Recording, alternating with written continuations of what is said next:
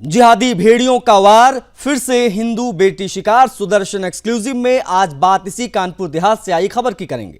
हर बार घटना अलग अलग शहर की, लेकिन हर बार एक कहानी, हिंदू बेटी का शिकार। आपको बता दें, सनातनी बच्चियों के खिलाफ मजहबी दरिंदगी का यह मामला है।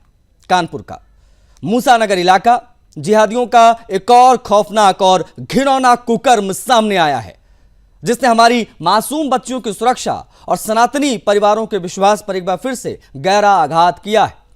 वास्तव में स्कूल भेजने वाले माता पिता जिस बस चालक पर भरोसा करते हैं, अगर वही आस्तीन का सांप निकले, जिहादी निकले, तो हमारी बेटियां सुरक्षित कहां रहेंगी।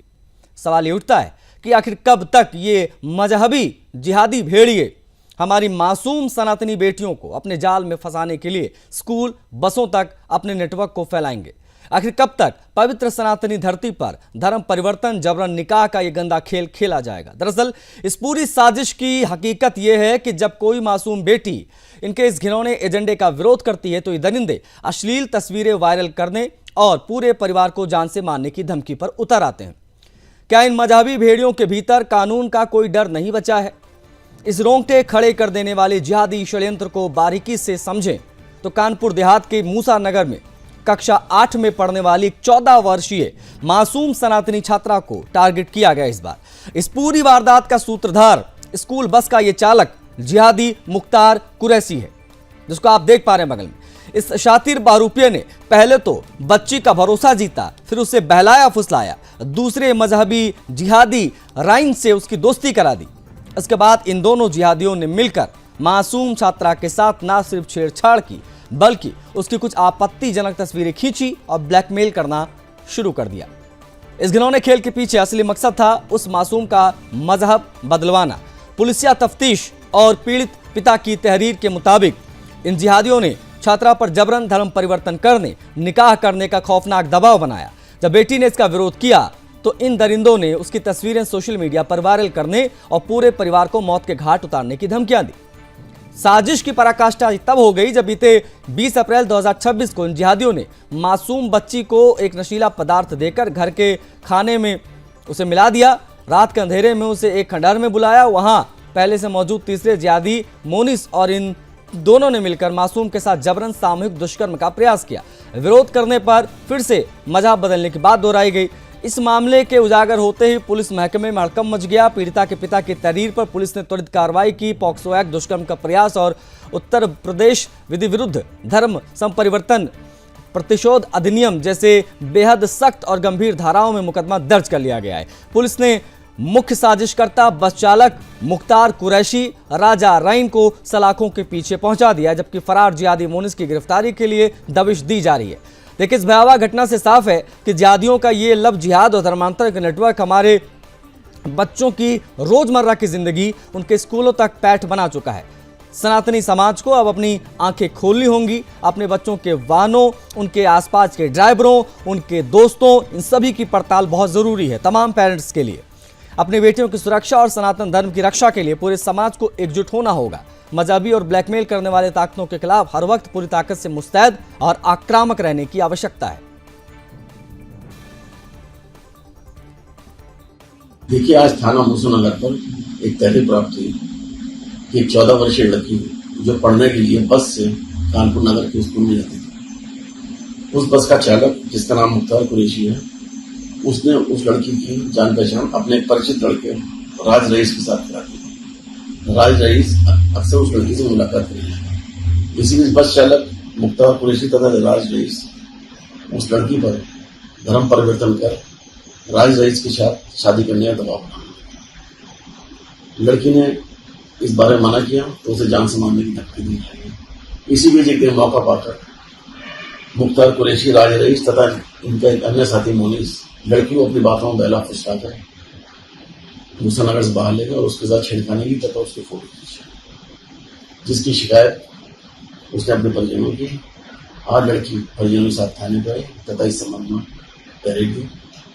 तहरीर के आधार पर उचित धाराओं में अभियोग पंजीकृत किया गया तथा अभियुक्तों की गिरफ्तारी 2 टीमों में गठन की।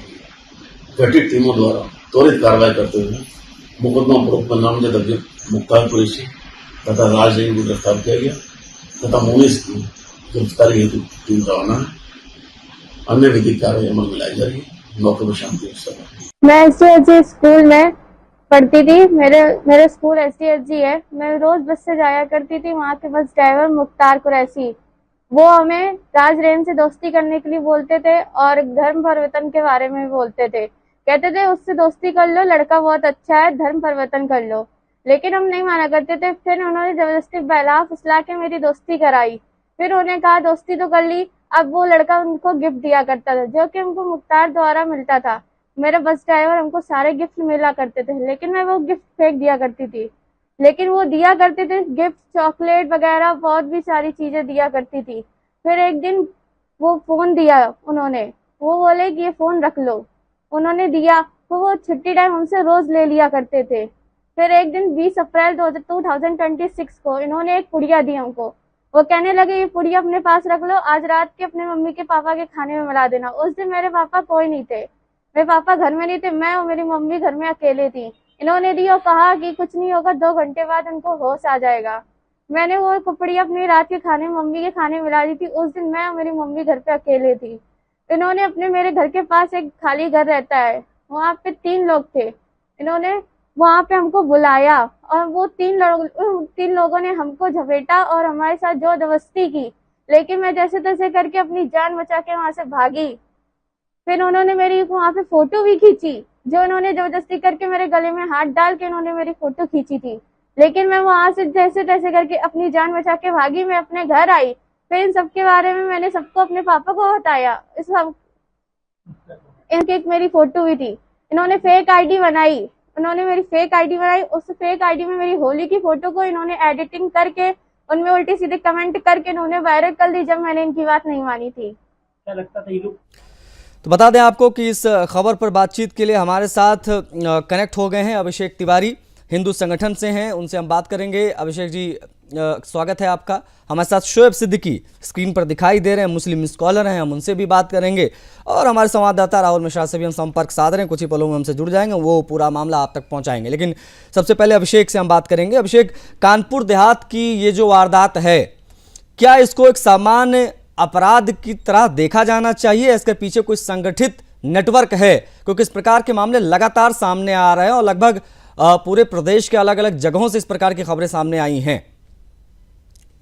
आशीष जी, सबसे पहले आग्रह ये है कि नाम हमारा कृष्णा तिवारी है। सॉरी कृष्णा जी, भैया एक बार नाम सही करना और प्लीज रिक्वेस्ट है कि नाम वगैरह कंफर्म करके ही स्क्रीन पर डाला करें प्लीज। कृष्णा जी।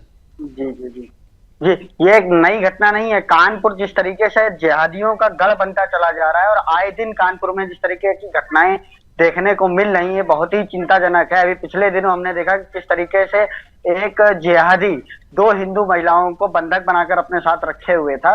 ये भी घटना बहुत पुरानी नहीं है और ये जिस तरीके की घटना अभी हम लोग देख रहे हैं, अभी से 1 साल पहले की घटना कानपुर के ही एक कर्नलगंज थाने के क्षेत्र की है, जिसमें सिर्फ जो वो घटना थी, वो घटना भी इस प्रकार की थी कि वो जिस विद्यालय में बेटी पढ़ती थी, कक्षा 8 की बेटी पढ़ने वाली थी, उसके साथ में जो उसकी एक पढ़ने वाली उसकी मित्र थी, महिला मित्र, वह महिला मित्र उसको बुर्खा पहनाती है। बुर्खा देके कहती है कि जाओ, वहां पर एक लड़का खड़ा है, उससे मिलने के लिए। वो लड़का कई दिनों से उसका पीछा कर रहा था, तो लड़के के साथ मिलने को भेजती है।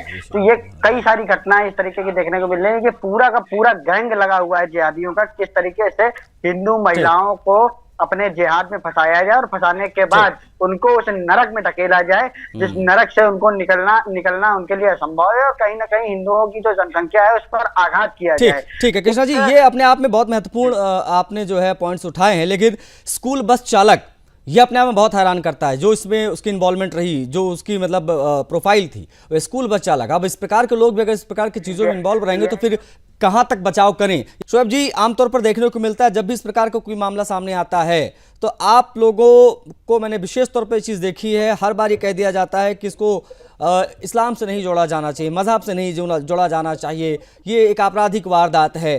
कब तक ये चीज़ें कही जाएंगी और कब आप लोग अपनी जिम्मेदारियाँ लेंगे और कब तक जो है इन जिम्मेदारियों से पल्ला झाड़ते रहेंगे, ये ज़रा बताइए। क्योंकि मामले लगातार निकल कर सामने आ रहे हैं और सिर्फ ये तमाम जो आरोपी हैं वो मुसलमान ही निकल कर सामने आते हैं। जो हम लगातार चर्चा में इन लोगों को जब शामिल करते तो पता चलता है कि सारे के सारे मुसलमान ही हैं। तो क्यों ना इसको मजहब से जोड़ा जाए?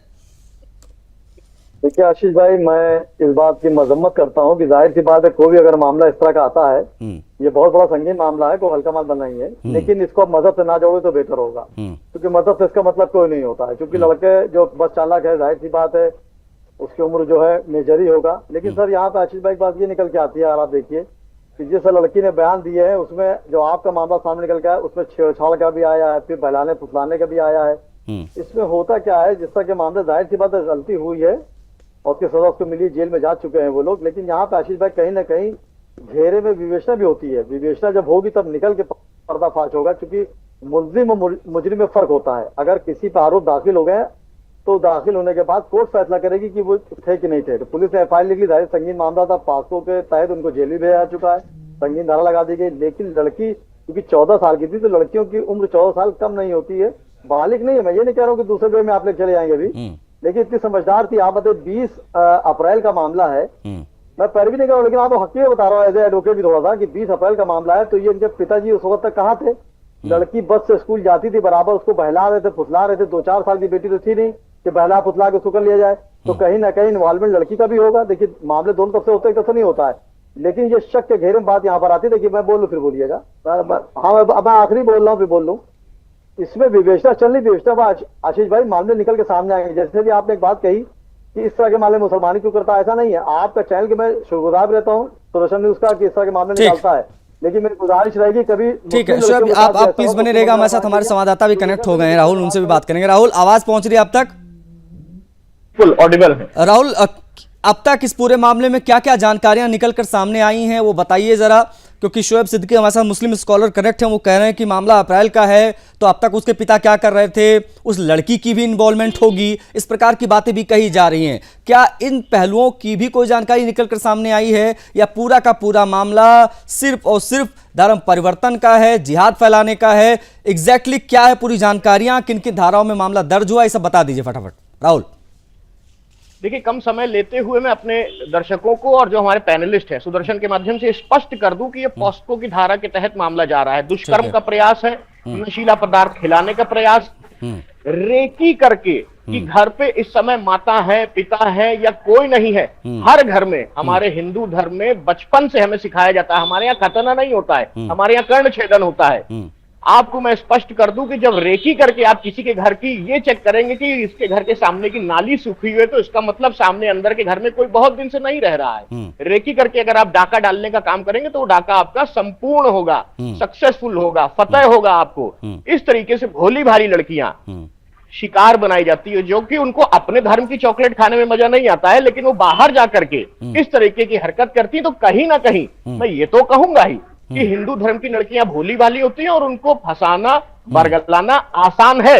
माता पिता को देखना चाहिए। 20 अप्रैल का मामला है, लेकिन 20 अप्रैल इसी 26 की है, 25 की नहीं है, 24 की नहीं है, 23 की नहीं है, इसी 21वीं सदी में। और यही कानपुर है, यही कानपुर देहात है। महानगर से उठ करके अगर ये मामला कानपुर देहात तक जा रहा है, एक पिता ने हिम्मत करके सामने आने का प्रयास किया है, सुदर्शन न्यूज इसको दिखा रहा है। तो मुझे लगता है इस पूरे मामले को देखना चाहिए। और वो माता पिता जो डर के मामले में सामने नहीं आ रहे हैं कि कल को उनकी बेटी की शादी कैसे होगी, जो शादी होगी तो उससे उत्पन्न जो बच्चे होंगे उनको अडॉप्ट करेगा कौन, ये एक बड़ा प्रश्न है हिंदू धर्म में। नहीं बिल्कुल, ये मैसेज देना बहुत जरूरी है राहुल, ये मैसेज देना वाकई बहुत जरूरी है कि हम सभी को अपनी अपनी जिम्मेदारियों को समझना होगा और सचेत रहना होगा इन प्रकार के जिहादियों से। कृष्णा हमारे साथ हैं। कृष्णा, एक फाइनल कमेंट आपके प्राप्त करना चाहूंगा। शोएब सिद्दीकी तो उसको सामान्य आपराधिक वारदात मानकर फिर से आगे बढ़ गए, फाइनल रिमार्क आपका लूंगा, उसके बाद में क्लोज करेंगे। कृष्णा जी। भैया इनके लिए सामान्य ही होगा, क्योंकि इनको जब ये अपने जब जहां इनका मस्जिद है, मस्जिद में जब ये तकरीर करने जाते हैं, अपनी पूजा पाठ और अपनी पद्धति करने जाते हैं, तो दिन में 5 बार इन्हें वो जो नमाज कराई थी, उस नमाज में बताया जाता है कि जिहाद किस तरीके से करना है। उन्हें जिहादियों के अड्डों से पढ़कर जो ये सीख कर आए हैं, तो वहां से जो 5 बार दिन में सीखेंगे, उनके लिए सामान्य घटना होगी। ये घटना उनके लिए बड़ी घटना नहीं होगी। और धूर्त बना देखिए, इतनी बड़ी घटना होने के बाद भी इस घटना की आलोचना इसको मजहबी चश्मे से ना देखने की अपील कर रहे हैं। वो कह रहे हैं इसको मजहबी चश्मे से ना देखिए। बिल्कुल बिल्कुल नहीं, उनके लिए ये लव जिहाद मजहबी नहीं है, उनके लिए धर्मांतरण मजहबी नहीं है, उनके लिए जो लैंड जिहाद मजहबी नहीं है, उनके लिए जो जनसंख्या जिहाद है उनके लिए मजहबी नहीं है। उनके लिए मजहबी क्या है? उनके लिए मजहबी वो है कि अगर इनके धर्म में रहकर कोई सामाजिक समरसता की बात कर दे, कोई कह दे कि राम हमारे पूर्वज थे, वह इनके लिए मजहबी विवाद बन जाता है और इनके मजहब पर आ जाती है और इनका मजहब और धर्म खतरे पर आ जाता है। शोएब कुछ कहना चाह रहे हैं जल्दी से। यहाँ रुकने वाले आशीष भैया, एक हम आपको भविष्य की घटना बता दें। अभी एक कानपुर के ही बगल में कानपुर की कमिश्नरेट में एक बिल्लौर थाना है, वहां पर भी एक अभी ऐसी घटना हुई है। परिवार एप्लीकेशन देने जा रहा है, मेरे संपर्क में है। वहां की घटना यह है कि पड़ोस में रहने वाला एक जिहादी जिसने उस घर की बहू का फोन किसी तरीके से अपने हाथ में करेंगे आपत्तिजनक हम इस पे भी हम कार्यक्रम करेंगे। अगर ये मामला आप सामने लेके आ रहे हो तो इस पे भी बात होगी, लेकिन अभी शोएब जल्दी से 10 सेकंड दूंगा बस। देखिए आशीष भाई, मैं ये नहीं कह रहा हूँ कि मामला हल्का है। जैसे अभी आप उन्होंने कहा कि रिपोर्टर ने कि हिंदू की लड़कियां बहुत भोली होती हैं, अरे हर मदद की लड़कियां भोली होती हैं। मैं ये कह रहा हूँ, आपने मुकदमा लिखा देर क्यों करी? लड़की इतने दिन साथ रही है, सवाल निशान उठते हैं ना, विवेचना सब निकल के सामने आएगा। मैं थोड़ा कह रहा हूँ किसी भी लड़की हो, चाहे हिंदू हो चाहे मुसलमान हो, किसी की लड़की हो, कोई बात आती है सब मुसलमान समझा इस्लाम ले लेता है, इस्लाम से कोई मतलब ही नहीं किसी से। अगर मैं किसी गलत करता हूँ तो नहीं सही बात है। आप लोग तो ये जो गुजरात में 8 आतंकवादी पकड़े गए हैं ना, एक एमपी का था और 7 गुजरात के, बड़ी बड़ी दाढ़ी और टोपी लगाए हुए, ये भी आपको मुसलमान दिखाई नहीं देंगे क्योंकि टेररिज्म का कोई मजहब नहीं होता। आप लोग ये भी तो बोलते हैं। एनीवेज, मेरे पास समय आज सीमित था। आप लोग जुड़े, बहुत आभार आप सभी का इस चर्चा में शामिल होने के लिए। लेकिन जिहादी भेड़ियों का वार, फिर से हिंदू बेटी शिकार, ये कहानी रुकनी चाहिए। इसके लिए हमें, आपको, हम सबको जिम्मेदारी लेनी पड़ेगी कि हमें अपनी बेटियों को, अपनी बहनों को किस प्रकार से जिहादियों के संपर्क से दूर रखना होगा। चर्चा में इतना ही, मुझे आज्ञा दीजिए। जय हिंद।